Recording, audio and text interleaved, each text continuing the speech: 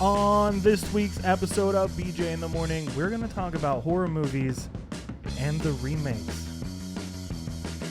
Let's go.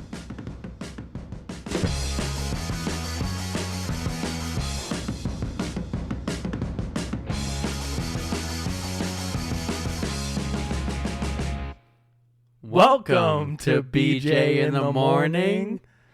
I'm Brandon. That was not planned whatsoever. That We're was just the that best good. we've ever tried to. We try And it to doesn't say work. at the same time, and it doesn't work. We didn't try to say it at the same time, Mm-hmm. and it was perfect. What is that? It's just the vibes, man. Yeah, It's the vibes. It's been a while since we've been in the studio. it's officially October, It is October. and It's been October. it's officially fall. Finally. It's starting to get a little brisk. I have a long sleeve shirt on, but I put It was the still sleeves kind of hot when you got here, Yeah. but when you leave, it's gonna be up. Perf. yeah, it's gonna be like 70. Yeah. This whole weekend's supposed to be 70s. Yeah, It's finally. We did it. great. We made it. The sun's going down quicker. Thank God. No more. What time was the sun going down? Like 8:30. I don't know. It was way too It late. was crazy. Yeah. We need to stop. Stop it. Stop it. But yeah, the 100-degree cycle that we had, we finally broke records, Mm-hmm. and then we finally got out of it here in Yeah, Arizona. we broke the sweat. Yeah, it's been We hot. broke through the sweat. It's been real hot. But you know what else is hot? Scary movies. Scary movies. Talk about a segue. Yeah, we're talking about scary movies today. A couple scary movies. Not a ton of them. Just a handful. A handful of scary movies. The popular franchises. Yeah, some popular ones, some If classics, you will. Yeah, classics. if you will. If you will. If you won't. I will. Oh, I might. I will. I might. All right. But yeah, classic horror movies that got questionable remakes. Mm-hmm. And I say questionable because maybe some are good, maybe some are bad, Mm-hmm. maybe some are mid. Yeah. So we have a list. Do we want to go over the list, or should we just start jumping Nope, into we're just going to start. We're just going to start. Okay. Mhm. So first off, I want to shout out college because I did a essay / research paper on horror movies and their remakes. So I have notes from then still. Wonderful. So yeah, we're going to be discussing, like we said, classic horror movies and their remakes. Talking about the good, the bad, the in-betweens. And the ugly. And the uglies. Mm-hmm. Today, right now, right this second, the first movie on the list is Halloween. Sure is. So, let me read you some of my notes. These notes are also, what year is it? 2024. They're like 5 years old, 6 years old. Wow. And then some rewrites when I was reading over them Mm-hmm. when I presented you the idea. Right. This is this is what I get for going through my Google Docs. Because I stopped paying for more space. Right. So I was like, what can I delete? Yeah. You know, I'm And stalling because I hate reading on Yeah. the podcast. Right. But let's start out with Halloween. So the original Halloween from 1978 was directed by Your mom. no. No? My mom was like 10. It was by John Carpenter. Yeah. And then the 2007 remake was by... Rob Zombie. Yeah, that's right. There you go. Your dad. My dad. That's where he was in 2007. Gotcha. So yeah, the same story, but very different approaches. Mm-hmm. So Carpenter's Halloween is a minimalist horror masterpiece. Michael Myers is an enigmatic force of evil with no clear motive, Mm-hmm. which makes him terrifying. Super to terrifying. say the least. Yep. The film is all about slow burn suspense, atmosphere, and subtlety, with limited violence and an iconic score that heightens tension. Laurie Strode, is it Stroud? Stroud? I don't Sounds remember. right. I haven't watched these movies in 5 years, you know. Played by Jamie Lee Curtis, is a relatable final girl who becomes a symbol of resilience. And then Rob Zombie's 2007 remake on the other hand, dives deep into Michael's backstory, giving him a detailed origin that humanizes him. This version is grittier, darker, and much more violent. It focuses on brutality rather than suspense, as in the original. Zombie explores Michael's troubled childhood and psychological trauma, making him more understandable but less mysterious. Laurie is more modern and edgy in this version, but the focus shifts more towards Michael's brutal nature.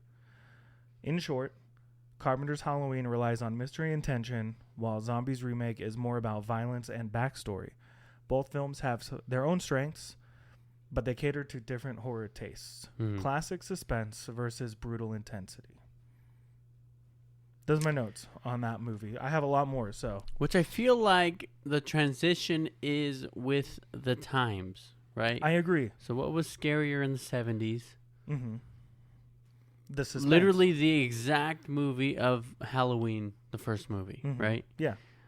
The music is what made it really big, right? Yeah, definitely. So the music, the suspense, the creepiness of Michael, you know, like standing in the shadows just watching. Yeah. That made it a lot scarier, and it's still, you know, that's still scary now. But I feel like a lot of people got desensitized to horror to where, okay, the next step was blood and gore. Right. And then the next step after that is like paranormal. Yeah. And I think we even see a switch now, like in horror movies coming out now. I feel like a lot of horror movies of today, like the ones that we're enjoying, things like that. Sorry, my mic was just, I was hunched over. Did you see me? I was like really far forward. Horror movies today, though, I think focus mostly on like mental health and social status being scary. And I think a lot of that comes from the last 4 years or so.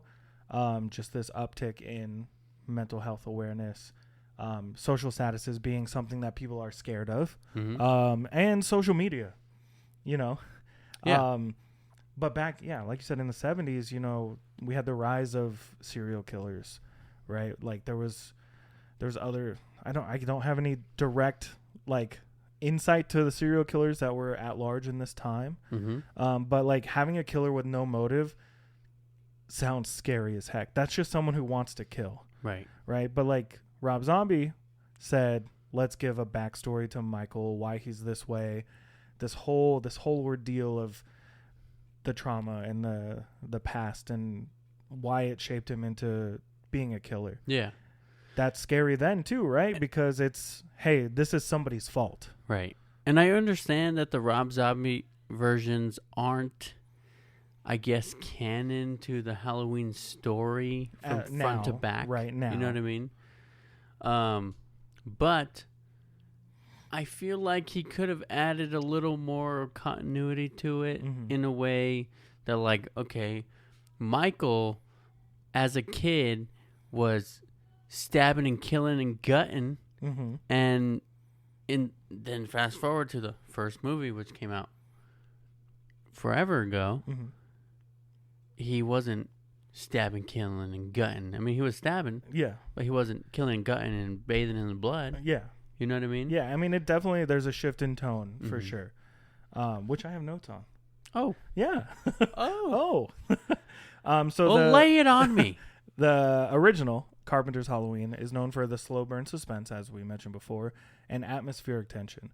The film relies heavily on lighting, shadows, and the sense of Michael Myers' omnipresence to create a feeling of dread. So he could be anywhere at any time. That's pretty scary, right? And how he moves so fast. Yeah, he's there and then he's not. He's like the Flash. He might be. You think he can teleport? I don't know what's scary, if he moves fast or teleports. Moves fast.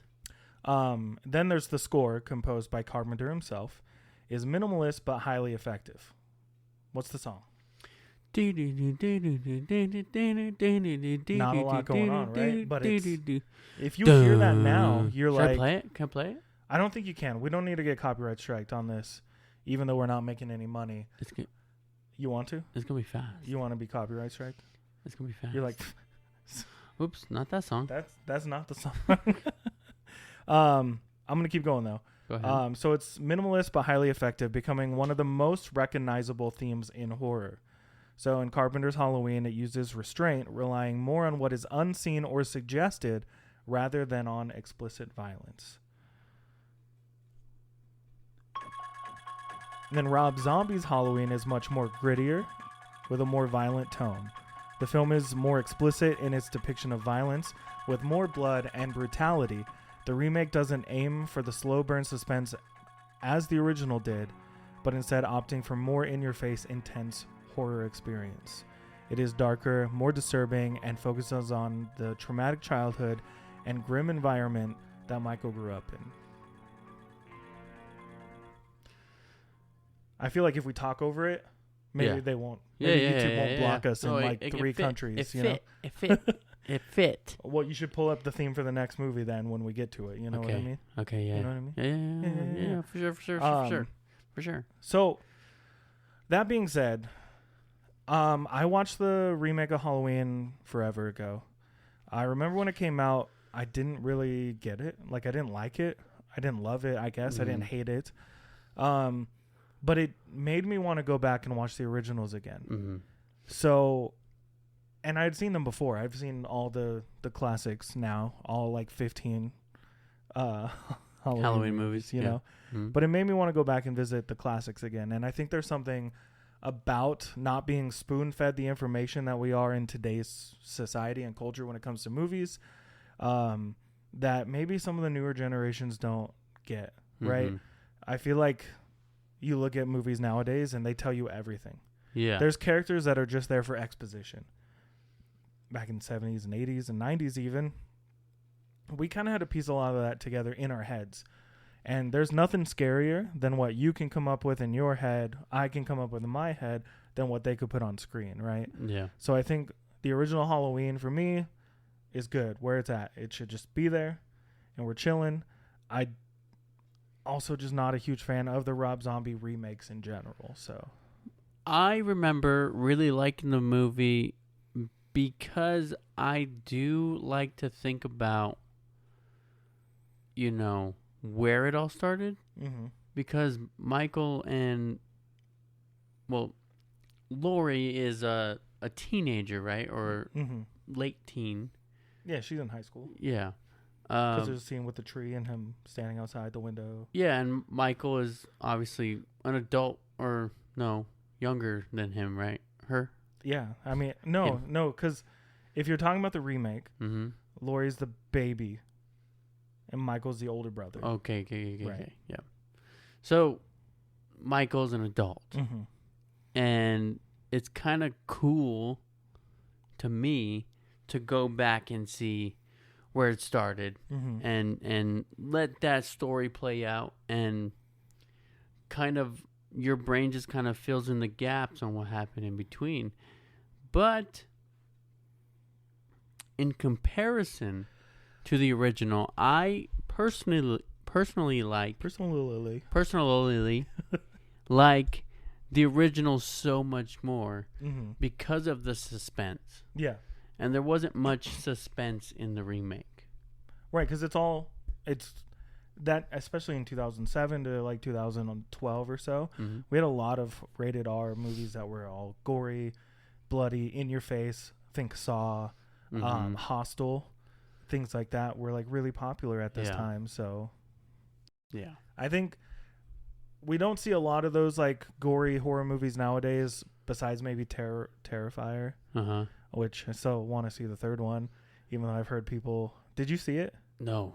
Do you want to see it? Yes. We should probably see it. So, they're only showing it in 2 theaters. And they're both in Phoenix. No, here. Oh, yeah? Here in Tucson, yeah. Okay. But maybe we're going to do that. It's only at 2 theaters. And the last time for Terrifier 2, people were walking out. Yeah. And I heard that for Terrifier 3, it's even worse. And people were walking out within the first 15 minutes of the movie. So we're getting off topic a little bit, but it's still on topic when you think about horror movies. When I watched Terrifier 2 at home, I had no problems. Yeah. You know, like nothing. I was like, oh, that's kind of gross. But I had no problems. Yeah. Did you watch it at home? Yeah. How did you feel? I had no problem. Right. So I mean, there were times I was like, oh, yeah. Oh. But also the amount of time that we've put into like not only studying movies but like how they do things, and think about back in the day when we were trying to make squibs. You remember, like, we were trying to make like pockets of blood pop in movies that we were shooting. Like, learning all that stuff, I feel like I'm totally desensitized to most gore. Yeah. But I can say there are, like, the most queasy I get is watching like ER shows. Yeah. Like when ER? it's not, no, but when it's not fake. Yeah. You know, if there's any kind of clip I see. Yep. of real blood or things like that, that's when I get, But anytime in movies, I'm sure, like, I don't remember a time getting queasy during a movie, but like anytime during a movie, I'm like, oh, that's just corn syrup and red food coloring. Yeah. Like, I don't know. It doesn't bother me. But I heard that Terrifier 3 gave out barf bags. Really? That were branded, you know, Terrifier 3. Oh, man. And I've heard that it's pretty insane. But we're not talking about that movie today. Yeah. I still want to see it. We should go watch it. I Before Halloween. I'm a little nervous that it is that bad just because, but also how many movies just hype themselves up like that? Yeah. Oh, like Smile 2, they were doing a trailer where they have the cameras on the people and people were like... Yeah, but the first Smile wasn't scary. It wasn't scary at all. I didn't hate it either. I liked it for what it was. I honestly don't remember finishing it. The ending's kind of bullshit anyway, so...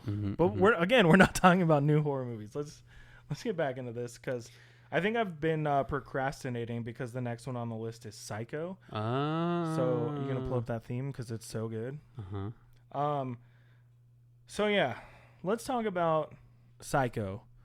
I don't want to talk about the remake of Psycho, but let's start with Alfred Hitchcock's Psycho from 1960 versus the 1998 remake by Gus Van Sant. They follow the same story. A woman steals money, checks into a motel, and meets Norman Bates, but they differ in style and execution.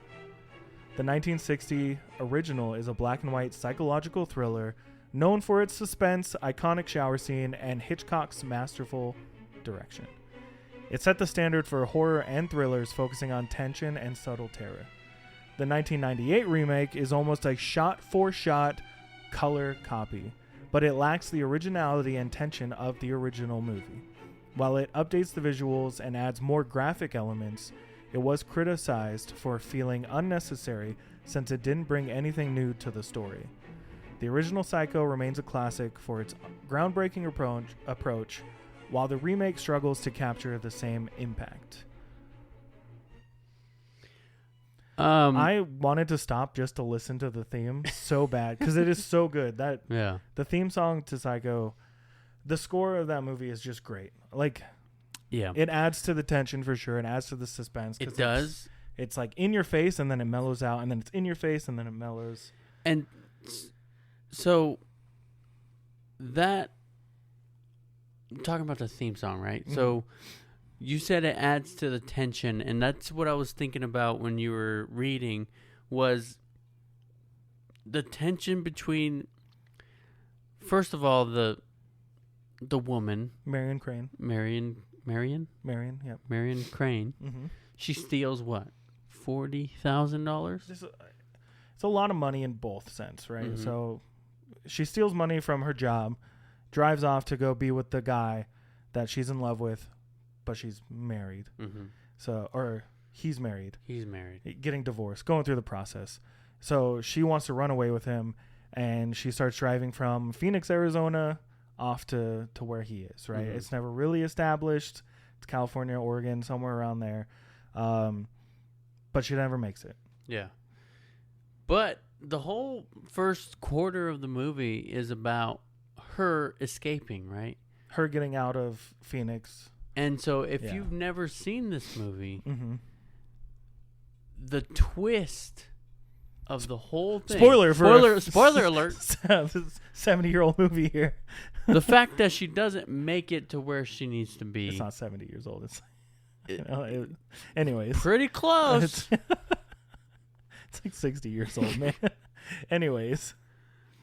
But yeah, so look, the fact that, she's trying to get away, this cop is following her. There's always someone in the back. She's going to get caught, or something's going to happen on the road, or whatever. Mm-hmm. She stops at this hotel. She has dinner. Motel, sorry. Holiday. She has dinner with Norman Bates, who is a very nice guy. Yeah, and, in the original, played by Anthony Perkins, and then in the remake, Vince Vaughn. Vince Vaughn. Yeah. Anyways. I'm just going to stab you in the chest now, all right? So if you can't tell, if you're watching on the set behind me, I have my copy of Psycho that I cleverly added to the set on the last episode. Mm-hmm. It's my steelbook, which is really important to me. I have like 6 copies of Psycho, all different variants. And anyways, Psycho's like my favorite movie of all time. There's something about it we've talked about in the past that just gets everything turning in me. If I watch it, I want to make something immediately. Yeah. But in the original, like you said, it's 1960, black and white. There's a lot of things that can be hidden in black and white that can't in color, right? So the look of the blood in the shower scene is totally different in black and white than it is in color. You kind of fill in the colors in your mind when you're watching this, like how scary it can be and how dark and how mysterious things do look. Mm-hmm. There's huge like tonal shifts and atmosphere shifts. But Anthony Perkins, who plays Norman Bates, it's like one of the most iconic performances in film history, I think.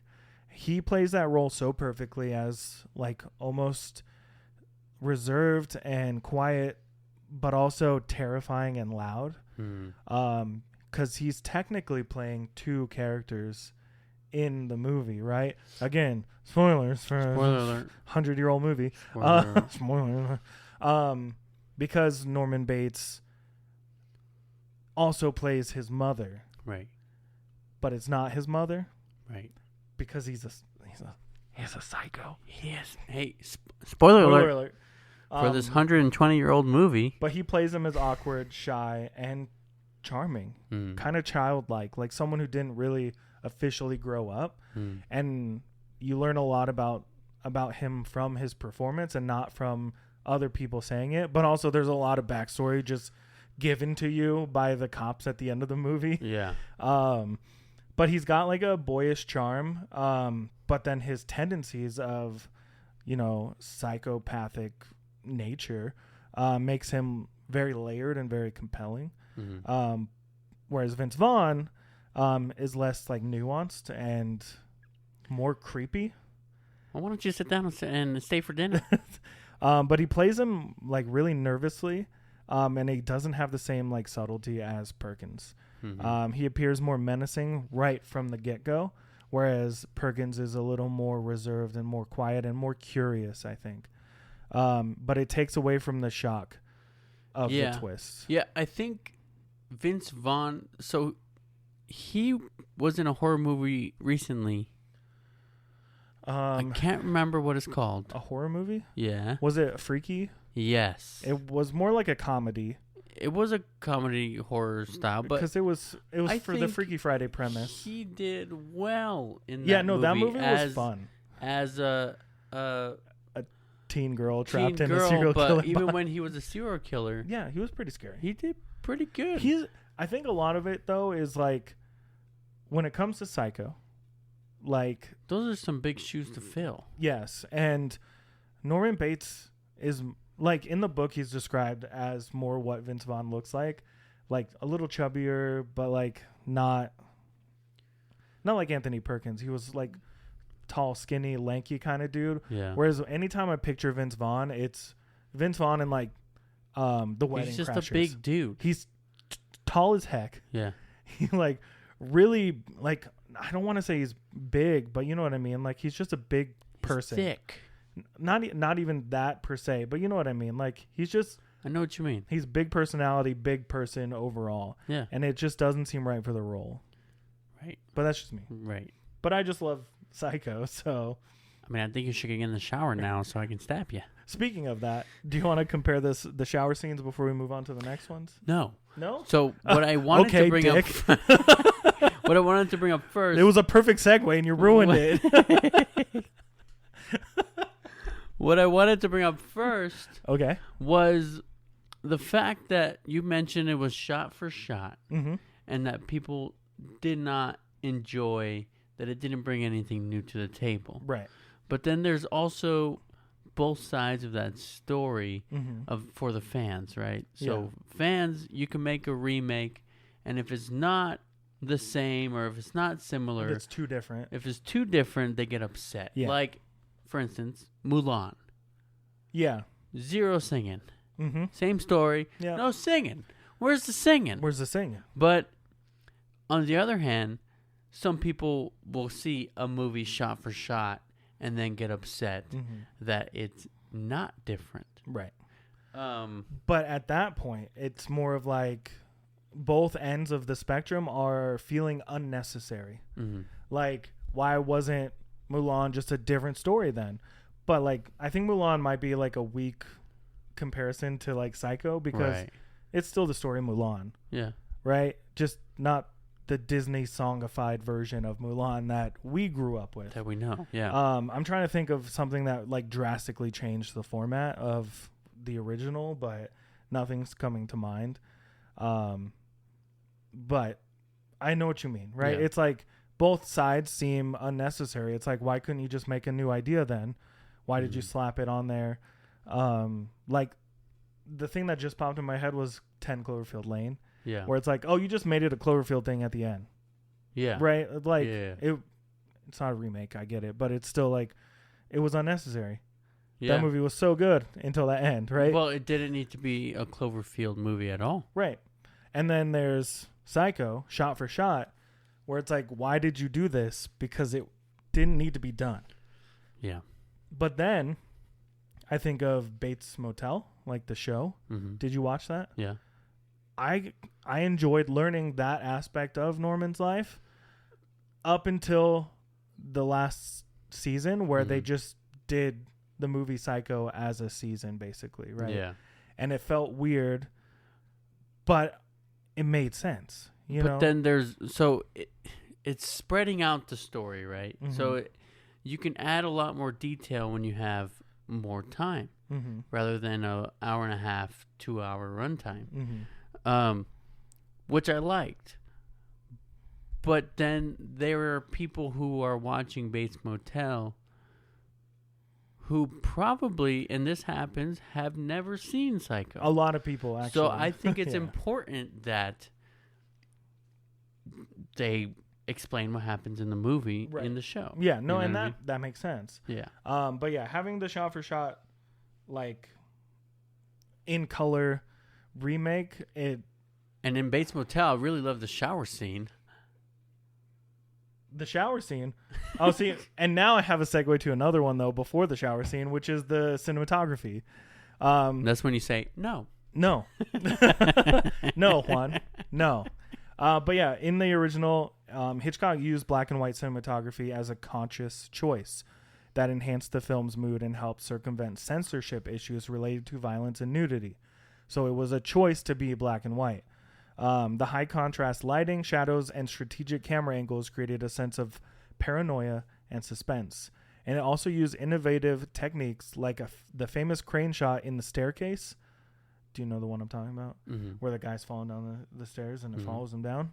Whereas the 1998 film, shot in color, loses some of the visual power that Hitchcock's black and white aesthetic provided. Van Sant copied Hitchcock's camera angles and composition, but in doing so missed out on making his own stylistic contributions. The color and modern cinematography detract from the eerie noir-like atmosphere of the original, making the visuals feel more conventional and less distinctive. Yeah. Yeah. Yeah. Yeah. I think just based on time, we should move on to the next one. Sure. Which is Friday the 13th. I'm talking slower so Juan can pull up the music for Friday the 13th from 1980 and its 2009 remake. They're both in the slasher film category and revolve around a group of young people being stalked and killed at infamous Camp Crystal Lake. I was waiting for the thing, you know? While they share some basic elements, they differ in terms of plot, tone, pacing, and the portrayal of the iconic killer. That's what I got. Jason Voorhees. Well, it's different in both. Right. Nice. So yeah, the biggest thing that stands out between the original and the remake is the killer.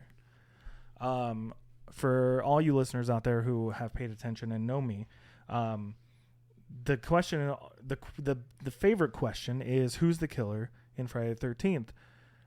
As we established in the beginning of Scream, it's Jason's mom. But in the remake from 2009, who's the killer? Jason Voorhees. Jason Voorhees. So they just completely scrapped like the mother being the killer. But I will throw out there that the remake is not a reboot. Right. Is not necessarily. Let me rephrase that. It's not necessarily a remake. It was supposed to be a reboot. And it's more of a remake of the sequel then, you know? Yeah, so they didn't go back and do the whole Jason's mom. Mm-hmm. They didn't do Stacy's mom. They didn't do... Stacy's mom has got it going on. So but they didn't do... for instance, Jason did not... You have headphones on. You're having headphones on. Yeah. It's okay. It's okay. For instance, Jason didn't get his mask until the third movie. Right. So the first movie was... Doesn't have like a sack on. The first movie was just Jason's mom. Right. 100%. You never see the killer. No. Until it's revealed. Till the very end. Yeah. And then... Remember when Kevin Bacon gets baconed? Baconed. You know, he is sliced up in through a bacon. the bed. Yeah. Oh, shit. Yeah. At least he got some before. Yeah. Beforehand. But then again, it just adds to the stereotype of if you have intercourse in a horror movie, you're gonna die. Yeah. Anyway, and then in the second movie is when we see Jason. Yeah. But he has a sack on his head with the one eye. Yeah, just one. Just one. That was pretty good. Do it again. I'll go this way. Go look on YouTube if you want to see. I'm gonna make that the thumbnail like picture this? of you. Yeah. But yeah, okay. Continue. And then in the third movie, he gets the mask, and then mask, yeah. there's 10 other movies after that. Yeah. You know what I mean? And he goes to space. That's in Jason X, which was crazy. Crazy stupid. He fights Jesus himself. I'm just kidding. It was a lot. Does he? It probably, at this point. But I think you have the shirt on. Sure. That's the most iconic image we have, right? But also when you think about these movies, there's a difference in style, right? I think the original feels more like mystery, whereas the remake feels more like horror. Slasher. Mm-hmm. Yeah, right? So the original is more structured as a mystery, with the killer's identity being hidden until the climax of the film. The killings are viewed from the killer's point of view, leaving the audience to guess who's behind the murders. When Pamela Voorhees is revealed, it comes as a shock because she hadn't been established as a suspect, right? Whereas the remake abandons that, focusing instead on Jason as the known killer from the very beginning. There's no surprise about the killer's identity, and the film is more about survival, and it's more of a straightforward slasher film without a whodunit aspect as in the first one. The original is also paced a little bit slower, with a lot of build-up between the kills, and it takes time to create the suspense. whereas the remake is more immediate with more frequent kills. It opens with a brutal pre-credits sequence. You know, we saw the rise of the post or the pre-credit scene, right? There's always a kill before the title of the movie pops up in yeah. But you know, we start with one of those, and there's less emphasis on tension building and more focus on like consistent scares and action. Those are a lot of my notes. Right. I do not remember watching the remake of this. I do. I remember the original for sure. It's hard not to. You know, it's a classic at this point. It's almost like I feel like I'm not living the vibe of Halloween since I have not watched this movie yet. So the remake is very, very classic Friday the 13th movie. It's beginning, hey, Stanley, do you want to come do it in the leg? Right? Is that a line from the movie? No. Oh, okay. Is Stanley a character from the movie? No. I couldn't remember. It's like classic horror. Yeah, and the cliches. The girl jumps in the leg. The guy's like, oh, yeah, let's go. He's running over, and he's standing at the edge of the leg, and then, whoosh, yeah. And then he just... Isn't there like a slow pull reveal or something? So. I don't know the details. I remember watching it. Yeah. And then... Friday the 13th, and then it's like the girl who's obviously going to survive at the end of the movie. It's like looking out the window on the way to camp. doing homework. Yeah. Listening to her headphones, just like... I'm the final girl, and I know it.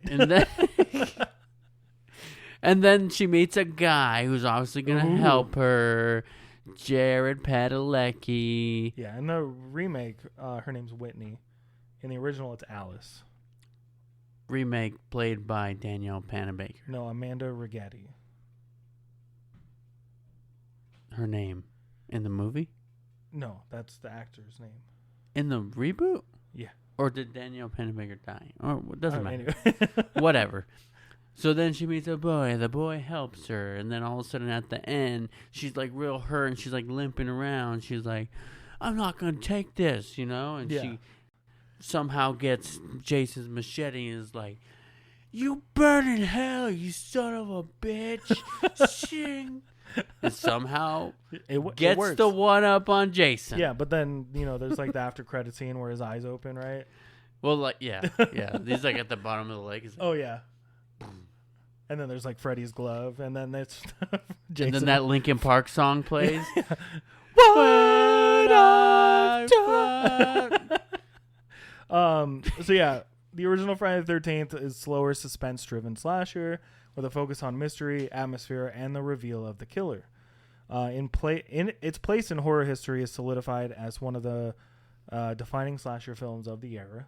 The 2009 remake, on the other hand, is fast-paced, more violent, and action-oriented, focusing instead on Jason Voorhees as the killer from the start.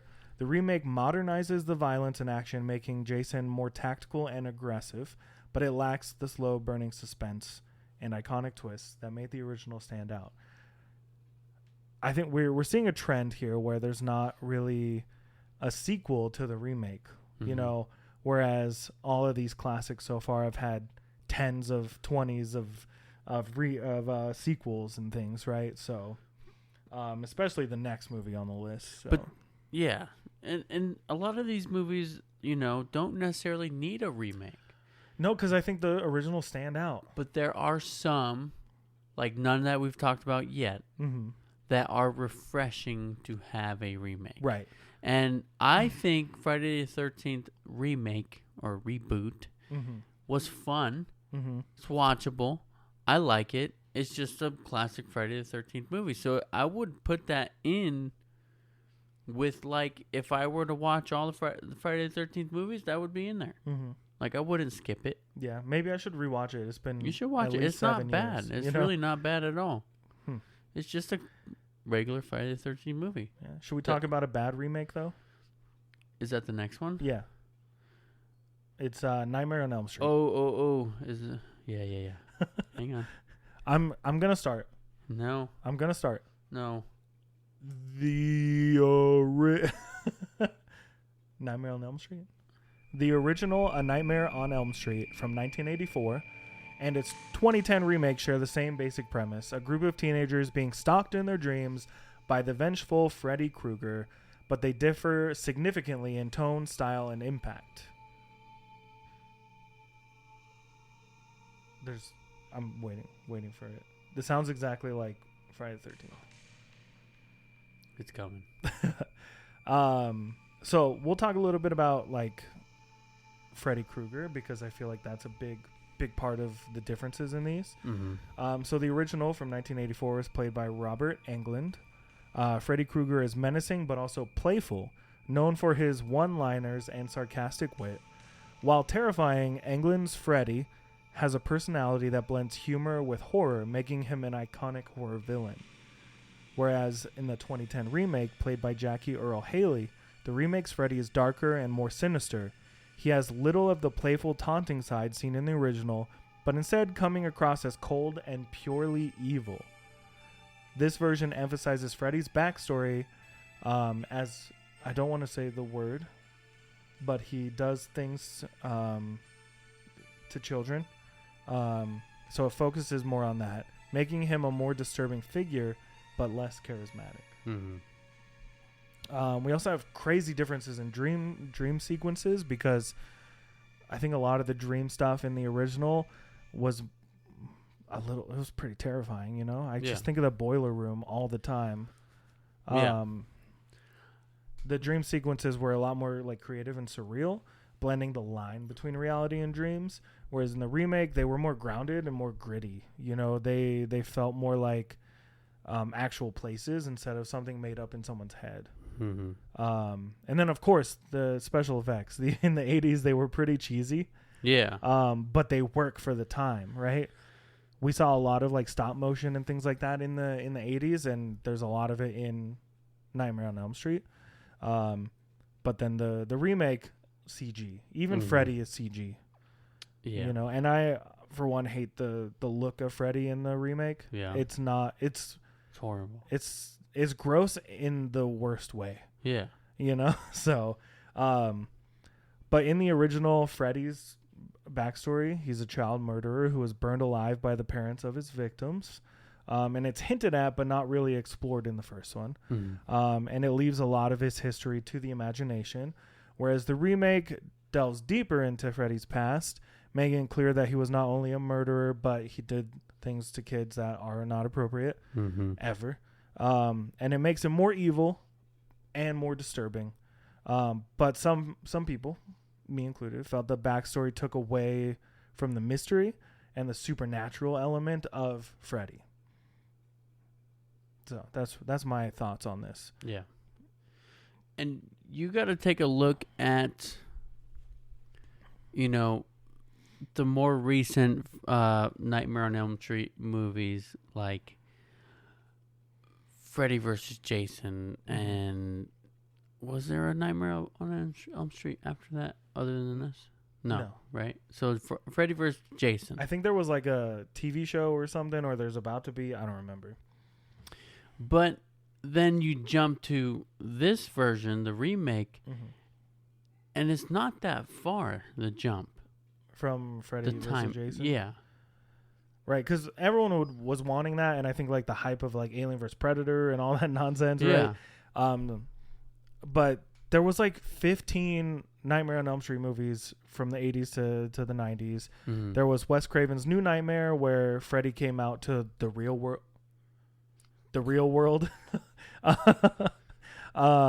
And was like stalking. It was like Scream meets Nightmare on Elm Street. Yeah, the girl was a actor, and they wanted her to make a movie on what happened to her with Freddy in the past. And then Robert Englund is in the movie, not as himself, not as just Freddy, right? And yeah, that one was freaking nuts, honestly. Yeah. It was weird. But it was cool. It was cool, yeah, for what it was. But I'm talking about Freddy. I'm talking about the prosthetics. I'm talking about the vibe and the feel. Mm-hmm. The time difference is not that big, so I feel like it wasn't an issue of they couldn't do it. Mm-hmm. the way everybody likes. Right. They chose. Consciously chose.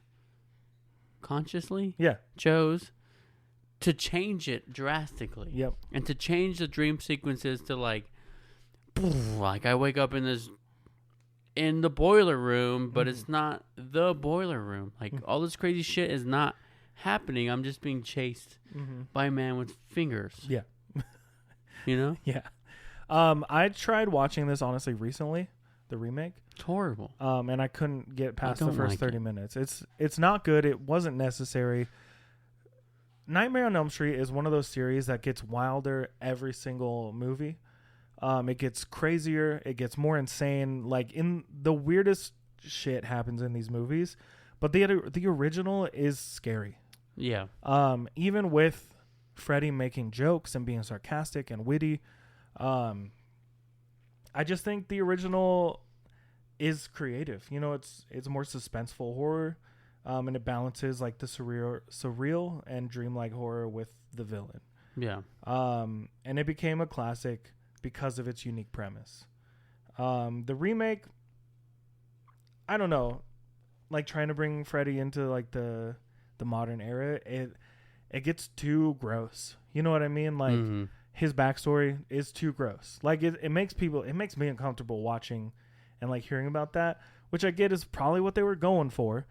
But like, I don't want to watch a movie about that guy. You know what I mean? Right. Like, yeah. There's a lot of other movies that handle that situation a lot differently. But I do feel like being so dark and so gross, to be honest, is just, it doesn't hold up at all. Yeah. It makes it unwatchable to me. I'd rather the campy B-style, low-budget stuff from the 80s. I think it's scarier. Yeah, same here. Same freaking here. I think we got 2 more movies on the list. We do. The next one is a huge one, and it's Evil Dead. So the original Evil Dead from 1981 and the 2013 remake share the same plot, basically. A group of friends unleashing demonic forces in a cabin, but they differ greatly in tone and style. So the 1981 version, directed by Sam Raimi, low budget, campy, over-the-top gore, and really dark humor. Its practical effects and absurdity gave into its cult status, and it doesn't take itself too seriously. Bruce Campbell's character, Ash Williams, became an iconic figure. And in the 2013 remake, it takes a darker, more serious approach. It's grittier with intense gore and a focus on psychological horror, stripping away the original's humor. The characters were given more depth, especially Mia, who's a recovering addict.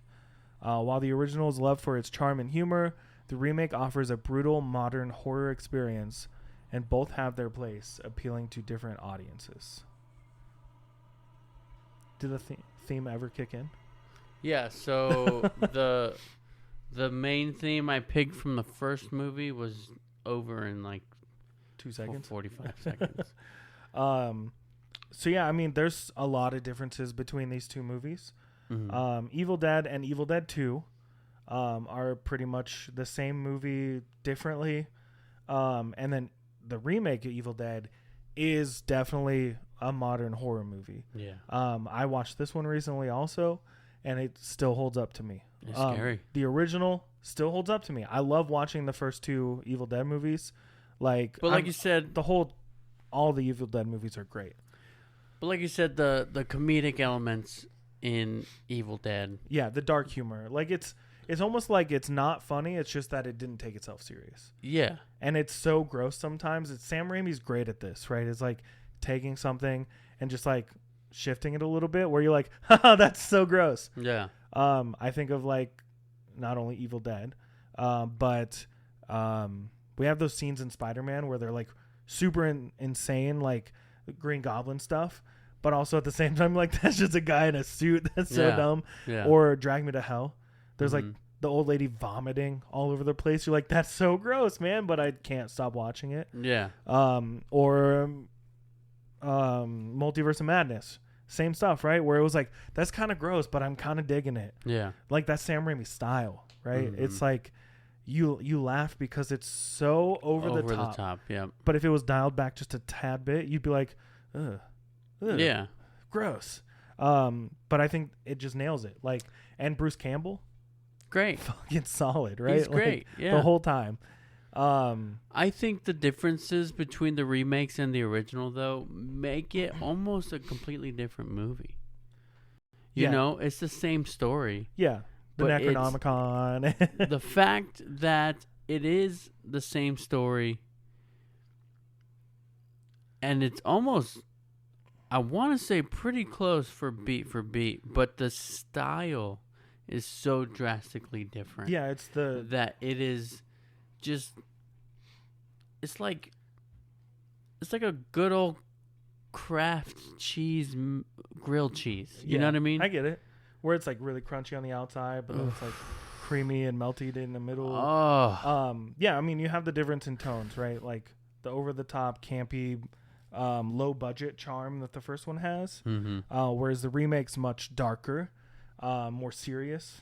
And it removes the campiness and it focuses on the like brutal, visceral humor, right? So you're like seeing a lot more go on. It's a little more intense and it feels more demonic, right?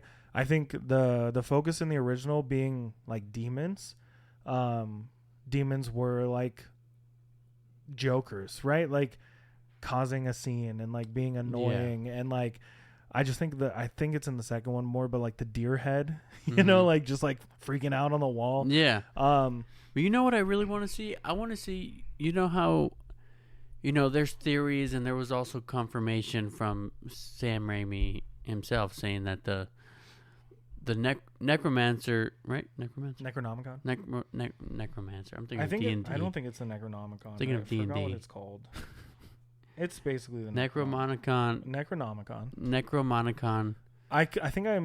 I just think of that scene in Whitest Kids You Know where they're like, what do you guys do? It's like, we got the Necronomicon. And like, I don't, you know what I'm talking about? You don't know what I'm talking about. No. Anyways, keep going. But every movie, it's a different book.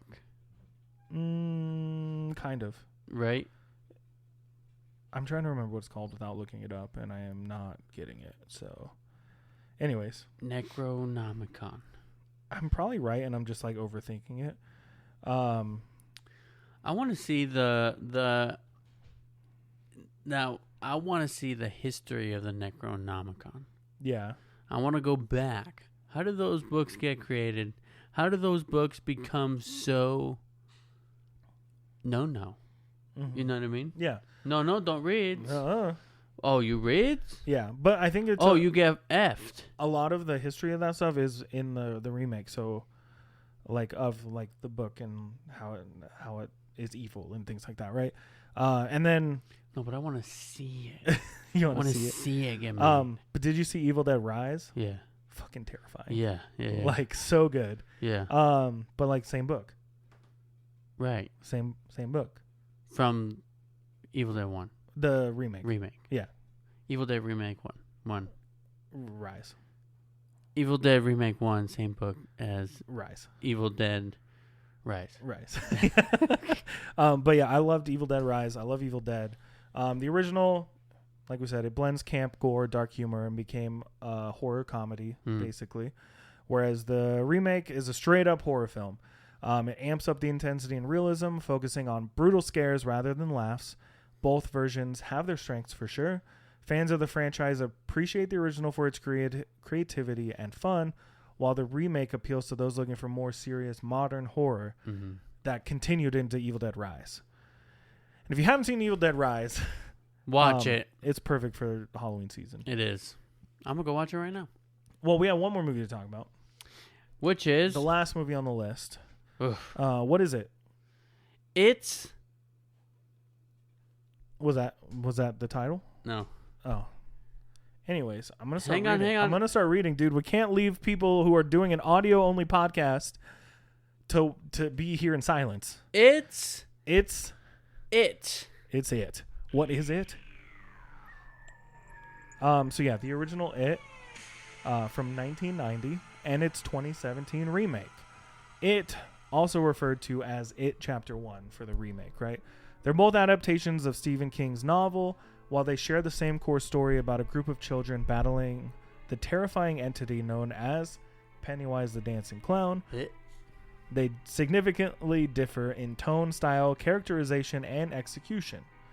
So yeah, the main, like the huge difference, like right away when you look at these, right, is that the original was a 2-part TV miniseries from the 90s, right? It aired on TV. Can you believe that first movie being on TV? That's crazy. The story alternates between the past, where the main characters are children, and the present, where they're adults.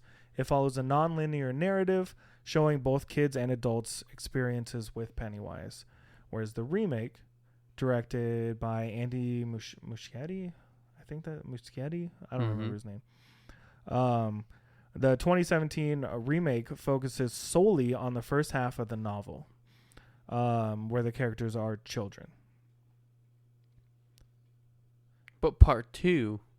I wrote this before part 2, though. Right. But, yeah, part 2, chapter 2. They touch on... Them as adults. Yeah.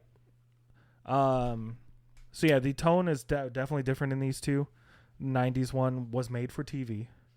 So it is completely different than the very strong rated R version. Tim Curry, though. Yeah. Oh, my God. Yeah. So I do have notes on Pennywise. So in the original, you have Tim Curry playing Pennywise. It is iconic and remains one of the most memorable aspects of the miniseries. Curry's Pennywise is often clownish and even funny, which makes his sudden shifts to terrifying all more disturbing. Curry uses a lot of humor and charisma, making Pennywise seem almost approachable before revealing the more monstrous side. His portrayal is often considered more psychologically unsettling, whereas in Bill Skarsgård's Pennywise is much darker and more monstrous from the onset. He is less humorous and more overtly creepy, with a more alien and unsettling appearance. Skarsgård's performance is more physically intense, with disturbing mannerisms, including his unsettling smile and jerky movements. His version of Pennywise is far more focused on terrifying the audience with his unpredictability and grotesque nature. So I like both movies. Now, the original made me terrified of clowns for years. Years. It's dying down a little bit. Yeah. But if you go back and compare the two, and you talked about Pennywise, Tim Curry's version, was comedic in a way that he was a clown. He was essentially made himself into a clown so that children would approach him and he could eat them. Suck out their souls, drain their essence. Whatever it is that he does, Float. right? Float. But so there's the comedy aspect of that, which works really well, I think, because the movie wasn't funny. It was just Pennywise was funny, quirky, I guess. He was a clown. He was a clown. He was a freaking clown. And then I couldn't... Oh, sorry. You have more? Yeah. In the remake, there's comedy aspects to it, but not with Pennywise. With the actors, with the kids. They got really solid casting for the kids. Yeah. Yeah. And I think that's a completely different style of comedy aspects to each movie that kind of make the tone way different. Right. You know what I mean? I want to say like the first one, the original, it was 50 years before then, right? So it took place in the 50s? The 60s. The 60s? Was it a 50-year gap? I don't remember the gap. But I just remember it was like whatever the gap was between the remake when it came out was exactly the amount of time. 27 years. 27 years, right? So if it was the 90s, it was the 60s? 60s. And then in the remake, it was the 80s. So thinking about that, how they remade that kind of stuff, the shift in time between the 80s and the 2000s, right, or the 2010s when the remake came out versus the 90s and the 60s, people were different. Mm-hmm. You know, we had different senses of humor. We had different ways of looking at things, especially like kids in the 80s were listening to rock, right? They were going out and doing things more than probably kids in the 60s. Listening to their parents. Yeah, whatever. Like but I do think like the era was a little more outgoing, a little more like into like the being vibrant, right? Mm-hmm. You know, being outspoken and being loud. I really like the dynamic of the kids mm-hmm. in the remake. Yeah. I don't remember the kids at all in the original. They were kind of boring. I mean, they weren't boring per se, but they were like stiff, Stand By Me type of but it works in Stand characters. By Me. It works in Stand By Me. It sure does. No, yeah, it sure does. But were they going for that vibe because Stand By Me was so popular? It's possible. But the switch. Don't get aggressive. No, I'm just all saying, right. I'm Don't just making get sure aggressive. everyone knows that we like Stand By Me. We're just saying that's the vibe of the children actors we're getting. But do you think that Bill Skarsgård Pennywise was probably more in line with your fear of clowns when you saw it in the 90s, or like when you saw the original as a kid? Say again? Okay. Scratch that, rewind it. Let's go back again. Do you think Pennywise in the remake was more in line with your fear of Pennywise from the 90s? Sure. Right? Like, yeah. You know what I mean? Yeah. Like, that's the scary clown that you had nightmares about. That you're imagining, right? Whereas Tim Curry, sorry to say, I see Tim Curry when I see Tim Curry as Pennywise. He's goofy, silly, he's a clown. I wasn't afraid of him. I would be more afraid of Pennywise, Bill Skarsgård, mm-hmm. than Tim Curry. Sure, yeah. So maybe they had to make that switch mm-hmm. to like get into those fears of, you know, our age group, yeah. a little bit older, a little bit younger. Do you want to hear my story about when I became scared of Pennywise? Yeah. All right. Story time. Story time. Then we're gonna end the episode. I was 3 years old. 3. What year did this movie come out? 1990. 1990. 1990. Mm-hmm. So I was 3 years old. This is 1996. No, 5, 6. You're in the middle. 1995. You're in the middle there. So depends on the time of year. Yeah. 1, 2, 3. Anyways. So I was 3. My parents put me to bed, and they said, "Good night." Do you remember this? No. Oh, this is what I've been told. Okay. Okay. They put me to bed. Good night. Okay. Good night. I go to bed. Right. I'm kissing little 3-year-old Juan on the forehead. He still had a beard at 3, just so everyone knows.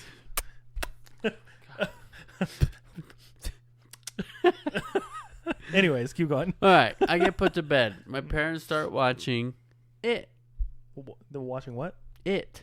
What are they watching, though? It. Okay, but you said that, but what are they watching? They were watching It. We should have done this at the beginning. It would have been funnier. Keep going. And so I get out of my bed. I go outside.